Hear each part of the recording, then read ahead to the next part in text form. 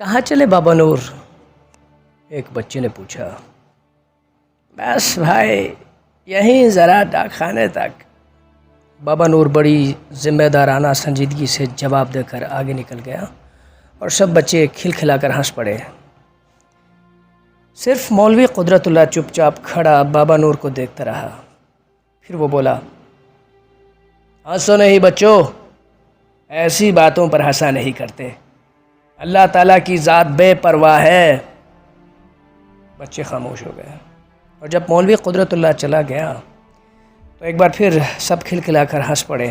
بابا نور نے مسجد کی محراب کے پاس رک کر جوتا اتارا، ننگے پاؤں آگے بڑھ کر محراب پر دونوں ہاتھ رکھے، اسے ہونٹوں سے چوما، پھر اسے باری باری دونوں آنکھوں سے لگایا، الٹے قدموں واپس ہو کر جوتے پہنے اور جانے لگا۔ بچے یوں ادھر ادھر کی گلیوں میں کھسکنے لگے جیسے ایک دوسرے سے شرما رہے ہوں۔ بابا نور کا سارا لباس دھلے ہوئے سفید کھدر کا تھا۔ سر پر کھدر کی ٹوپی جو سر کے بالوں کی سفیدی سے گردن تک چڑھی ہوئی معلوم ہوتی تھی، اس کی داڑھی کے بال تازہ تازہ کنگھی کی وجہ سے خاص ترتیب سے سینے پر پھیلے ہوئے تھے، گورے رنگ میں زردی نمایاں تھی۔ چھوٹی چھوٹی آنکھوں کی پتلیاں اتنی سادہ تھیں کہ بالکل مصنوعی معلوم ہوتیں۔ لباس، بالوں اور جلد کی اتنی بہت سی سفیدی میں یہ دو کالے بھونرا نقطے بہت اجنبی سے لگتے، لیکن یہی اجنبیت بابا نور کے چہرے پر بچپنے کی سی کیفیت طاری رکھتی تھی۔ اس کے کندھے پر سفید رنگ کا ایک رومال تھا جو لوگوں کے ہجوم سے لے کر مسجد کی محراب تک 3-4 بار کندھا بدل چکا تھا۔ ڈاکخانے چلے بابا نور؟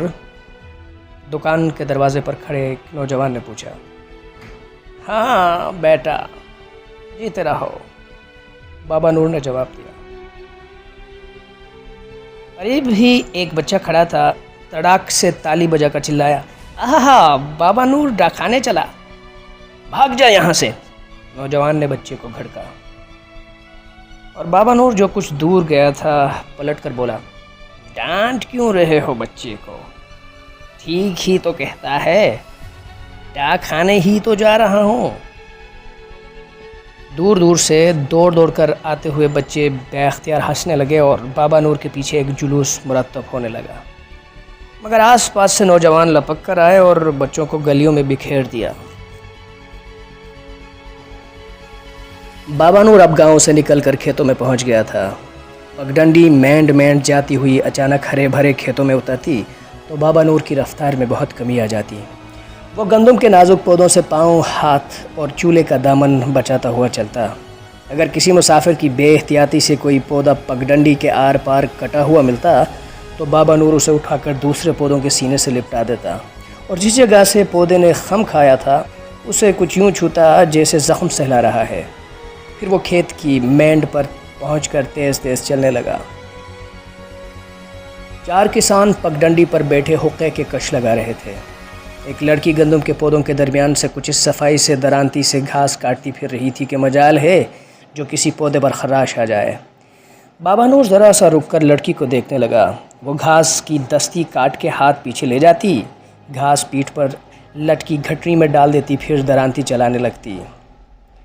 بھائی کمال ہے، بابا نور نے دور ہی سے کسانوں کو مخاطب کیا، یہ لڑکی تو بالکل مداری ہے، اتنی لمبی درانتی چلا رہی ہے، چپے چپے پر گندم کا پودا اگ رہا ہے، لیکن درانتی گھاس کاٹ لیتی ہے اور گندم کو چھوتی تک نہیں۔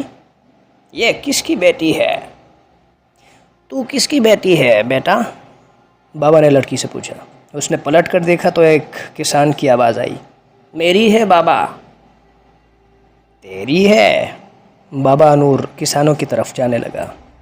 بڑی سیانی ہے، بڑی اچھی کسان ہے، خدا حیات لمبی کرے۔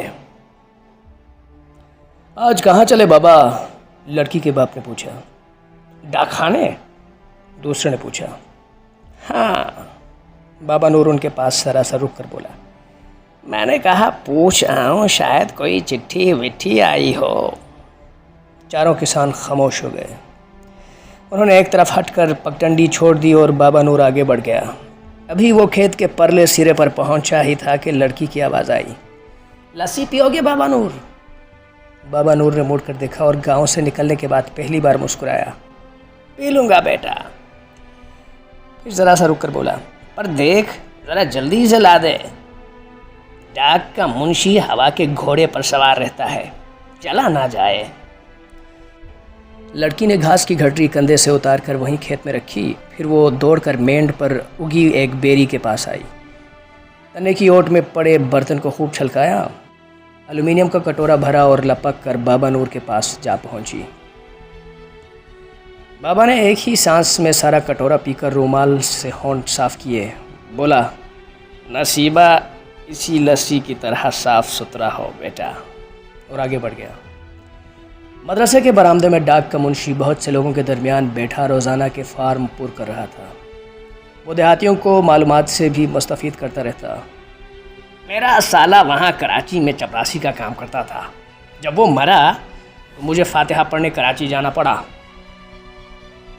بات یہ ہے دوستوں کہ ایک بار کراچی ضرور دیکھ لو، چاہے وہاں گدھا گاڑی میں جتنا پڑے۔ اتنی موٹر کاریں ہیں کہ ہمارے گاؤں میں تو اتنی چڑیاں بھی نہیں ہوں گی۔ ایک ایک موٹر پر وہ عورت ذات بیٹھی ہے کہ اللہ دے اور اللہ ہی لے، بندہ نہ لینے میں ہے نہ دینے میں۔ بندوں کو پریوں سے کیا لینا دینا، اللہ کی قدرت یاد آ جاتی ہے، نماز پڑھنے کو جی چاہنے لگتا ہے۔ ایک سیٹ کہہ رہا تھا کہ بس ایک اور بڑی لام لگ جائے تو کراچی ولایت بن جائے گی۔ کہتے ہیں کتنی بار لام لگنے لگی پر لگتے لگتے رہ گئی، کوئی نہ کوئی بیچ میں ٹانگ اڑا دیتا ہے۔ کہتے ہیں لام میں لوگ مریں گے، کوئی پوچھے لام نہ لگی، جب بھی تو لوگ مریں گے، لام میں گولے سے مریں گے، ویسے بھوک سے مر جائیں گے، ٹھیک ہے نا؟ ٹھیک ہی تو ہے، ایک دیہاتی بولا۔ پر منشی جی پہلے یہ بتاؤ لفافہ اکنی کا کب کرو گے؟ منشی نے اسے کچھ سمجھانے کے لیے سامنے دیکھا تو اس کی نظر ایک نقطے پر جیسے جم کر رہ گئی۔ اس کا رنگ فق ہو گیا اور وہ بجھی ہوئی آواز میں بولا، بابا نور آ رہا ہے۔ سب لوگوں نے پلٹ کر دیکھا اور پھر سب کے چہرے کملا گئے۔ بچے مدرسے کے دروازوں پر کھڑکیوں میں جمع ہو کر بابا نور کی سرگوشیاں کرنے لگے۔ منشی نے انہیں ڈانٹ کر اپنی جگہ پر بٹھا دیا۔ سفید براق بابا نور سیدھا مدرسے کے برآمدے کی طرف آ رہا تھا اور لوگ جیسے سہمے جا رہے تھے۔ برآمدے میں پہنچ کر اس نے کہا، ڈاک آ گئی منشی جی۔ آ گئی بابا، منشی نے جواب دیا۔ میرے بیٹے کی چٹھی تو نہیں آئی؟ بابا نے پوچھا۔